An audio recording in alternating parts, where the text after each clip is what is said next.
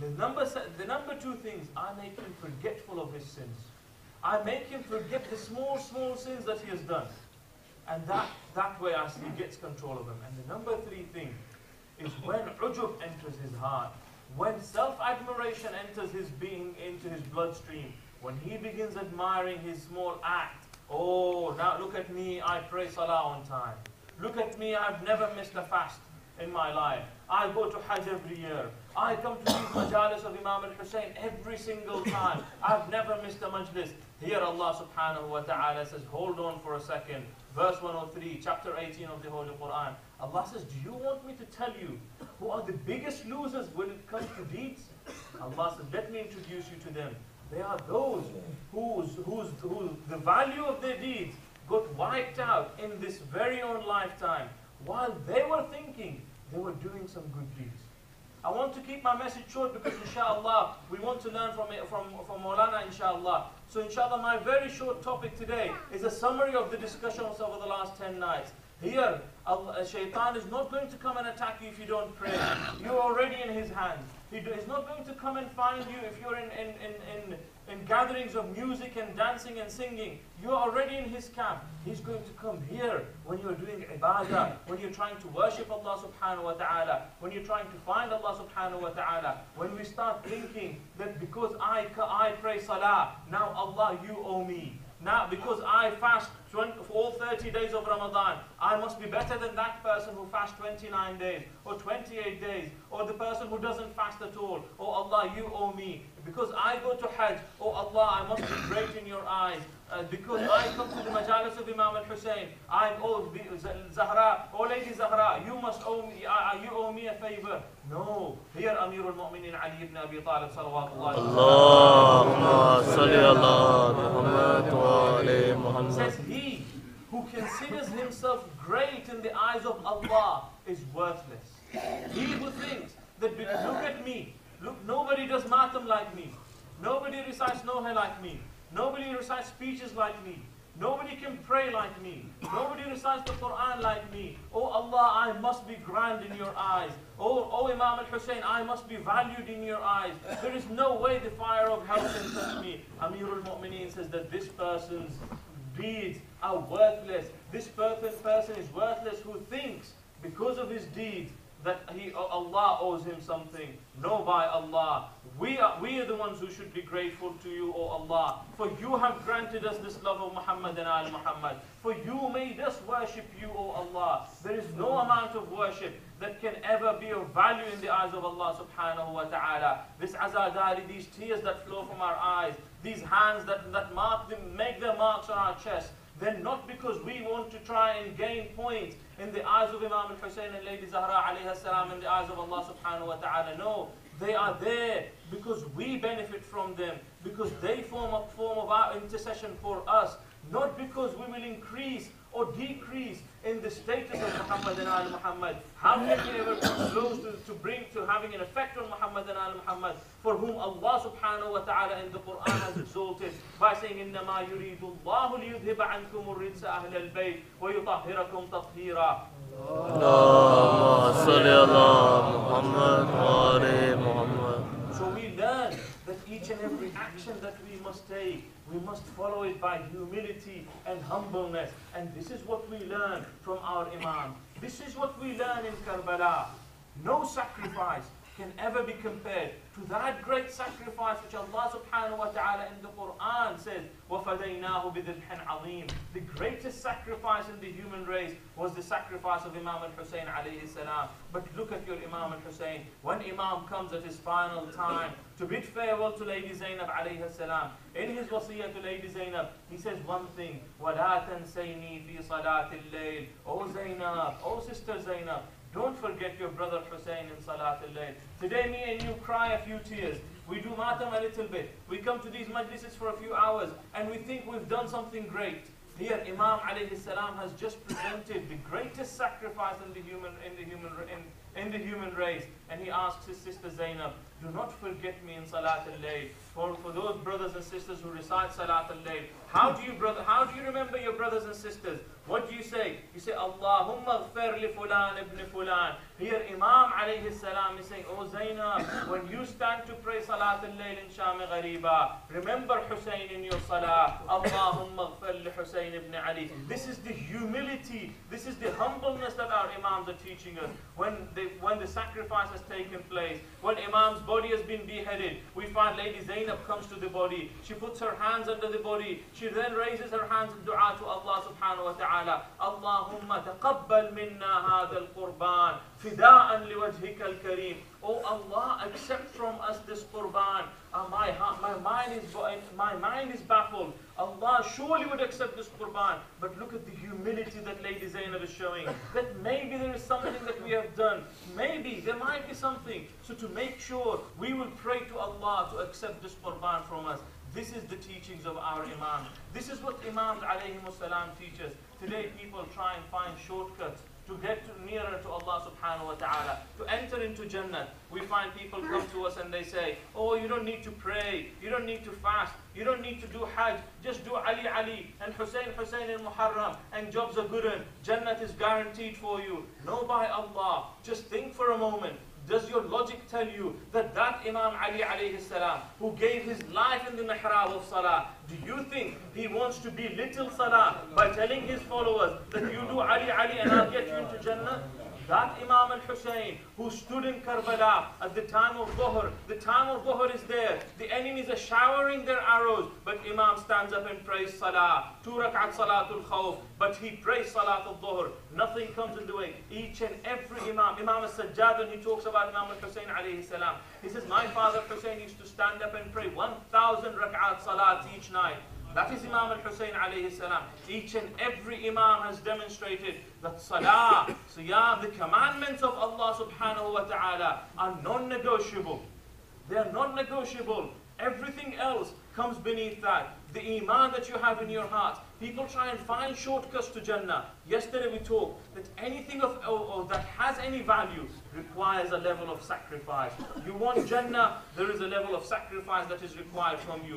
You want the wilayah of Muhammad and Al Muhammad to help you, then there is a level of sacrifice that is required from you. Now that is the level of sacrifice. Amir al-Mu'mineen, Ali ibn Abi Talib. Allahumma salli ala Muhammad wa ali Muhammad. That Amir al-Mu'mineen, which history tells us that apart from Allah subhanahu wa ta'ala and apart from his Prophet, he has never asked anyone for help.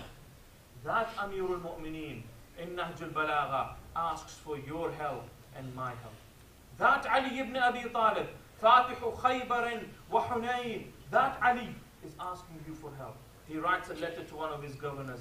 He says, أَمَا تَرَوْنَ أَنَّ إِمَامَكُمْ قَدْ اكْتَفَى مِنْ دُنْيَاكُمْ بِطِمْرَيْ وَمِنْ عَيْشِهِ بِقُرْصَيْ أَلَا وَإِنَّكُمْ لَا تَسْتَطِيعُونَ عَلَى ذَلِكَ. Imam says, can you not see that your Imam has sufficed from this entire world of yours with the 2 pieces of cloth that he wears and the 2 pieces of sandals, the torn sandals that he wears, and from everything that you have for food in this world, he has sufficed with the 2 pieces of dry bread that he eats.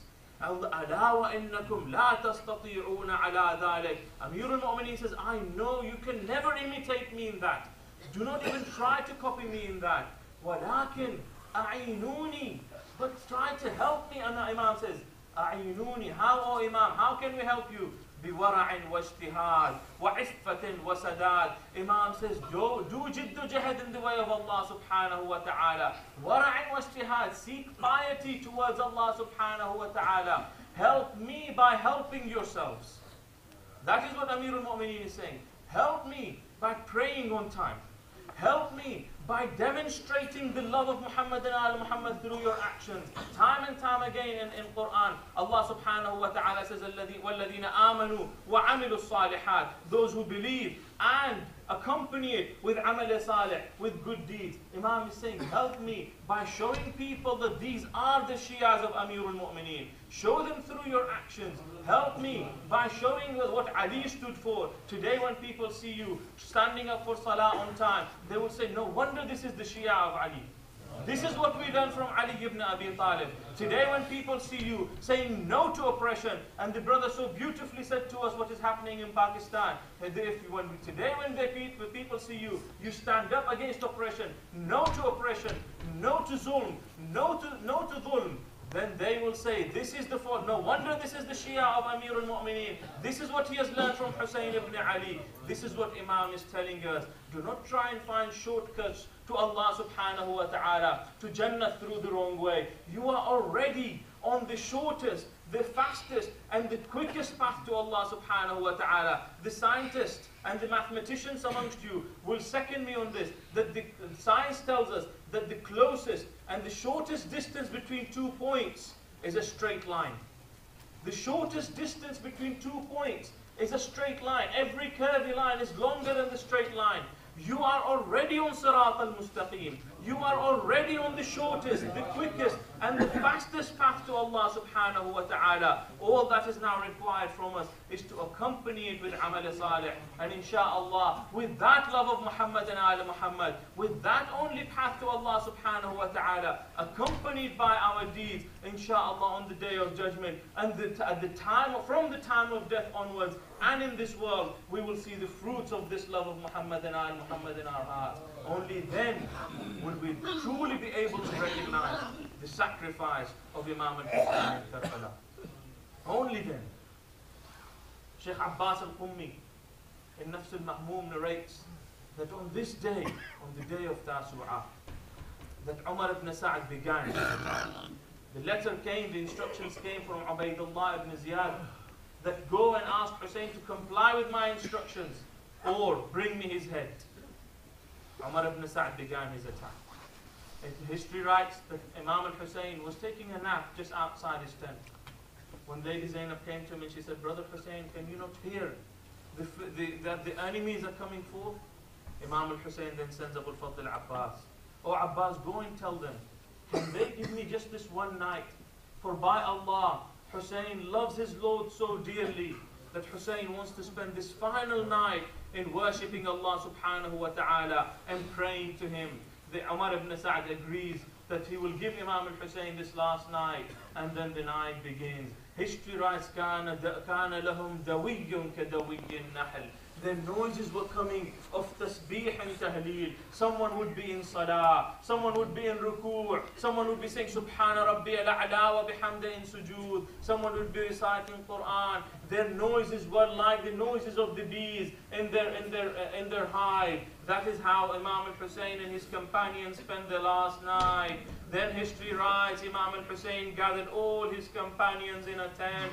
He gave a speech to them after praying to Allah subhanahu wa ta'ala. He then says, Amma ba'ad, O my companions, I bear witness to Allah that no one has had better companions than the ones Allah has blessed me. Then Imam says, O my loyal companions, use the darkness of this night as a shield to save your lives. For these enemies are only after my blood. Once they kill me, they will not touch any of you. Go and save your life. I've heard from some ulama say that at this time Imam al-Hussein thought that maybe some people might feel ashamed standing up and going in front of everyone. So he asked for the lights to be turned down. He asked for the candle to be blown away. After a long time, Imam goes and turns the candle on, and then he turns around, he sees each and every companion sitting exactly where he was. Oh Habib, why did you not go? Imam, how can I go?